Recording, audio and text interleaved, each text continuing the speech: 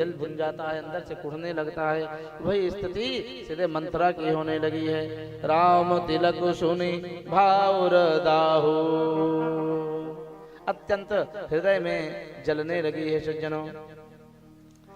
पूरी प्रजा आनंद में विभोर हो रही है। दशरथ जी धन्य हो रहे हैं। अब हम राजपद को राम जी को दे करके मुक्त हो जाएंगे।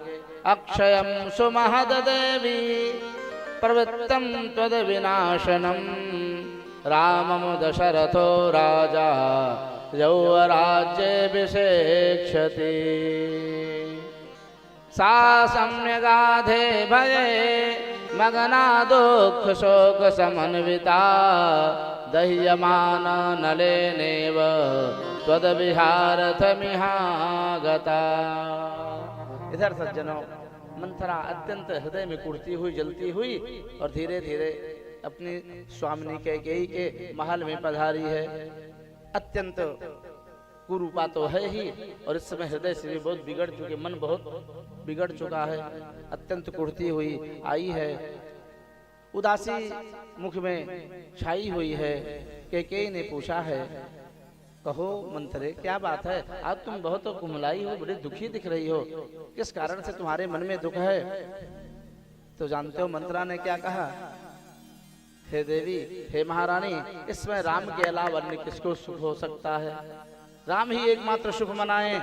राम ही छाड़े कुशल के ही आजो। क्यों? क्योंकि तुम्हें पता नहीं है ना, दशरथ जी राम जी का राज्याभिषेक करने जा रहे हैं। तुम्हें पता नहीं है कुछ। तुम्हारे दोनों पुत्र भरत और शत्रुघ्न तो ननिहाल में चले गए हैं। कुशध्वज इनके जो मामा आए थे वे लेकर के चले गए थे, विवाहोत्सव के प्रसंग में जब आए थे। कितने महीने बीत गए हैं, भरत और शत्रुघ्न तो ननिहाल में हैं। सुंदर सुअवसर पा करके ये सब दशरथ जी ने चाल चली है। अपना सरस्वती की प्रेरणा से सूर्य वंश में बहुत बड़ा बीज विष बोना प्रारंभ कर दिया सज्जनों, विष का बीज बोना प्रारंभ कर दिया। पुण्य से कबहू कहसी घर फोरी, कैकेयी जी ने डांटा पहले तो, अरे घर फोरी खबरदार, अब ऐसे कुछ मत बोलना मेरे राम के विषय में। मैंने स्वयं देखा है राम मुझसे अपनी मैया कौशल्या से ज्यादा प्रेम करते हैं। मैंने कई बार परीक्षा लेकर के ये देखा है, जमाया है। मैं करी प्रीति परीक्षा देखी, मोह पर करही स्नेहु विषेखी। मेरे राम अपनी मैया कौशल्या से ज्यादा मुझको प्रेम करते हैं। ये मैंने कई बार आजमाया है, देखा है, परीक्षा लिया है। लेकिन ये क्या सज्जनों, कैकेयी के मन में मंथरा ने इतने भयंकर भयंकर प्रकार के वाग्बाण चलाए हैं। हे देवी, मैं कैसे कहूँ तुमको, तुम तो बड़ी सरल हो ना।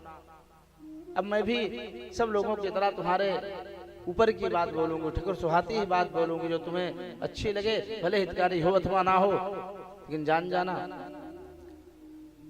यदि राम का राज्याभिषेक हो जाएगा ना, तो तुम्हारे पुत्र भरत उनके किंकर रह जाएंगे, नौकर बन के रह जाएंगे, और तुम कौशल्या की दासी बनोगी। यदि कदाचित ज्यादा अधिकार दिखाओगी ना, तो ऐसा ना हो कि तुम्हें राजा नगर से बाहर ही निकलवा दे, राजपाट से बाहर भगवा दे पुत्र के सहित तुम्हें। भरतो राघवस्याग्रे किंकरो वा भविष्यति, विवास्यते वा नगरात् प्राणैर्वाहाप्यते चिरात्। वाल्मीकि रामायण में तो इतना भी मंथरा ने कूट शब्द दे दिया कि ज्यादा यदि अपना बल दिखाओगी ना, तो राजा कहीं तुम्हारे मृत्यु दंड ना दे दे, इतना तक बोल गई सज्जनों। अब ऐसा ऐसा कूट बोल रही है। इस प्रकार से मंथरा ने अनेकानेक प्रकार से कैकेयी के मन में बहुत बहुत प्रकार के विष बोए हैं। हे देवी, मैं सत्य सत्य कह रही हूँ,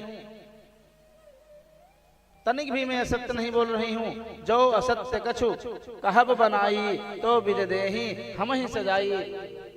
यदि विधाता सब जानते हैं मैं असत्य बोलूं तो वो मुझे खूब दंड दें, अनेक अनेक प्रकार के मुझे नरक जाने पड़े। राम ही तिलक काल जो भयऊ, तुम कहूं विपति बीज विधि भयऊ। हे देवी कह के ये जान लो, यदि राम जी का राज्याभिषेक हो गया तो वो तुम्हारे लिए विपत्ति का बीज बोया हुआ समझना कि तुम्हें पता नहीं, तुम तो बहुत सरल हो ना। प्राचीन काल में सतयुग में एक घटना घटी थी, सौतों की डाह बहुत भयंकर